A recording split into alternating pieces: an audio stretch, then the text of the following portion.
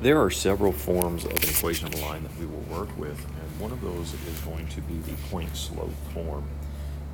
And that it's, while all the forms of the equation of a line are equivalent, the information that you are given will dictate which is the most convenient form. So when we dealt with slope-intercept, when they gave us the y-intercept and the slope, we would use that equation of a line. And in this case, point-slope, if they were to give us a point and a slope, that would allow us to write this equation, and it appears as y minus y1 equals m times x minus x1. And the m is going to be, of course, my slope, and the x1 and y1 is just going to be the ordered pair that they give you, that point. So that's what you would use. We would use point slope if given this information. So if I look at writing an equation, a line passes through -3 and 6 and has a slope of -5. What is the equation of the line? Well, when I have y minus, and we're going to substitute in, and then I'm going to substitute in my slope, and there we have what would appear to be our format. So y1, y minus y1 is going to be a 6, and then my slope is going to be, slope is given as -5, and then my x value that I'm going to replace here, x1, is going to be -3, and I only want to simplify some of my signs now, so I'm going to have y minus 6 is equal to -5 times x plus 3, because my x minus a negative number would become x plus 3. So there you have it. Here's my equation of a line given a point and slope. And doing the same here on this next one, I'm going to go with y minus, because I know all this stuff is going to remain the same, and I'm just going to fill in my 2 points, or my point and my slope. So my point is going to be 8, -4, y1, x1, and the line passes through 8, -4, and has a slope of 2/3. What is the equation of the line? Well, y1 is going to be -4, x1 is going to be 8, and my slope is going to be 2/3. And go ahead and correcting this to, instead of a minus and a minus, I'm going to have a positive. So I have y plus 4 is equal to 2/3 times x minus 8. And there we go. There's my new equation of a line given those 2 points. Continuing on here, says, what does the graph of the equation using point slope? Well, I can do this 2 ways. One, I could turn around and say, well, my equation, y minus 1 equals 2/3 x minus 2. And we know that this portion of the equation is standard form for the, I'm going to, my template, would you say? And then I know that this should be y1, this should be x1, and this should be my slope. So there's 2 ways I could graph that, or that's one of the ways I could graph this if I were to go ahead. So when graphing that, my point should be 2, 1, that's going to be my point, and my slope is going to be 2/3. So I could graph at 2, 1, and that's going to be 2, 1, and then if I go use my slope and I go ahead and count up, go up 2 over 3, up 2 over somewhere over there, I could go down 2 and back 3, down 2 and back 3. So I've graphed that from a point given a slope, and I connect my lines with that. Now, that's one way to go ahead and graph that given the equation of point-slope form. The other way is we typically would go to y-intercept. So if I were to take this equation and convert it into y-intercept, I'm going to have to do some distribution over here. So that will give me 2/3 x minus 4/3. And then combine like terms by moving 1 over there. And I'm going to have y equals 2/3 x plus,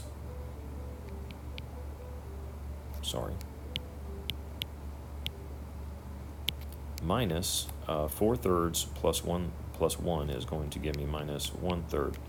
So my right here, this point right here is actually negative 1/3, which would be hard to graph and then continue on my slope. So given that I would have to do my slope of 2/3, it would keep putting me in an unusual graphing location. So it's much easier to go by point slope in this case. So if I go ahead and graph this next one. All right, so as we were to graph this one, I've gone ahead and rewritten the point slope form in the basics of what would appear to be x minus and y minus. So y plus 7 becomes y minus and negative 7 to give me my ordered pair that I'm looking for. And the ordered pair that I'm looking for in the point is going to be, my y value is negative 7, and then my x value is going to be 4. My slope is going to be negative 4/5 right here. So if I start off at 4, negative 7, I go to 4 and count down till I get to negative 7. And now my slope is going to be negative 4/5. So I'm going to go back 4, or I'm sorry, I'm going to go back 5, right? Rise over run. Or if I go up, rise 4. 1, 2, 3, 4. Okay, so I've gone up 4, so that means I have to go back 5. 1, 2, 3, 4, 5. There we go. So I have my 2 points that I can go ahead and connect. And I now have graphed y plus 7 equals negative 4/5 times x minus 4. And there you go. That is how you would graph from that point, given that point, and then the slope. Now as we move on, and we are going to use 2 points to write an equation, and looking at this graph, it's already been graphed for me, and I do have 2 points, and they are going to be 1 and 4, and then negative 2, negative 3. And there's several ways to go about getting my slope. I could use my slope formula, which is m equals, I have 2 points, and in order to use point slope, I need to have a point and my slope. So I don't have my slope here, so how can I calculate it? One of 2 ways. One, let's use the slope formula. y2 minus y1 over x2 minus x1, and that gives me, if I just make this x1, y1, x2, y2, so I would have negative 3 minus 4 over negative 2 minus 1, and I have negative 7 over negative 3, which gives me 7/3. So m equals 7/3. I could have also counted it. So if I were to count it on my graph, get rid of some of this junk, right? And I were to say, okay, well, I've gone up 1, 2, 3, 4, 5, 6, 7, leaving one slope to go to, or 1 point to go to the next. I've gone plus 7, and then I'm going to go right 1, 2, 3, and I've gone plus 3. So it's rise, which would be 7 over my run, which would be 3. So either way, I could have calculated my slope, and my equation is y minus, and this is going to be my y1, equals my slope times x minus x1, and I can do my substitution. Now I can use either one of these points. So if first I use this point right here, x is going to be negative 2, y is going to be negative 3, and my slope is going to be 7/3. So that would be y plus 3 equals 7/3 times x plus 2. That's one way to do the equation. That's one equation. I used 1 point. If I were to use the other point, I would have y minus y1, which is 4, equals my slope times x minus 1. So either one of these are going to give me the equation of a line that I'm looking for, given point slope. And if you were to convert those into another form, you would see that they are both equivalent. So if I do that real quick, and now what I've done, you can go ahead and pause the video if you want to, but I've worked out both of those point slopes into slope-intercept to show that they are indeed equivalent equations. So again, feel free to stop it and look at the inverse operations that I've used. I just distributed and added or subtracted. And let's see if we go to the next example as we look at using a table to write an equation. The table shows the number of gallons of water, Y, in a tank after X hours. Okay, so here's my X is hours, my input, my output is Y. The relationship is linear. Okay, so they're telling me there's a constant rate of change. What is the equation in point slope form that models that data? Now, let's see, point slope form. So I need a point. I could rewrite this table as points. Okay, now that I have rewritten that table into points, if I'm looking for point slope, so I have 4 points that I can choose from to create my equation, but I'm missing my slope. So I need to calculate slope, and what I'm going to do is I'm going to, just for purposes, educational purposes, I'm going to take this point and this point, and I'm going to make that x1, y1, x2, y2, because there's a formula that allows me to find slope. So that is going to be, my slope is going to be equal to 7,070 minus 4,570 over x2, which is 5 minus 3. So I'm going to come to the solution here is going to be 2,500 divided by 2, which is going to give me a slope of 1,250. So M equals 1,250. Hopefully, did my math right. You know, math in public could get you in trouble every time.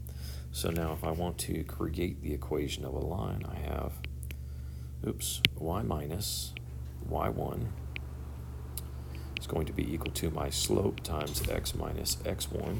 And I can pick any one of these values, and what I will do is I'm going to go ahead and pick my top value here, and I know that my y here is going to be 3320, and then my slope we calculated as 1,250 or 1,250, and then my x value is going to be 2. And there is my equation of a line. And then it says, what does this slope represent? Well, that slope represents the change in water over time. You know, the change in gallons, the volume of the water in the tank, gallons, per hour. The slope intentionally is 1,250 gallons per hour. And if I were to put this equation that I've just created into slope-intercept form, well, let me do some distributing. So I'm going to have y minus 3,320 is going to be equal to 1,250x minus 2 times that is going to be 2,500, and then I'm going to go ahead and add to both sides to combine like terms. And sure enough, y is going to equal to 1,250x plus 820. I had to stop it for a moment and do the math. So here's my equation in slope-intercept form, and I should be able to read that. Again, the slope here, the change in the volume of water is 1,250 per x. In this case, x is my hours. And this 820 is going to be my y-intercept, or my starting point. So it looks like before I start adding any water to the tank, the y-intercept here represents the amount of water that's in the tank prior to starting. So this tank started off with 820 gallons of water in it. That's the kind of stuff I should be able to read from that equation. And using this point slope form, I've given you a little bit of notes here from the textbook. Good resource, point slope form. It's giving you the formula here, and identifying your y-coordinate, your x-coordinate, your slope. Identifying my slope is rise over run, how to calculate it here.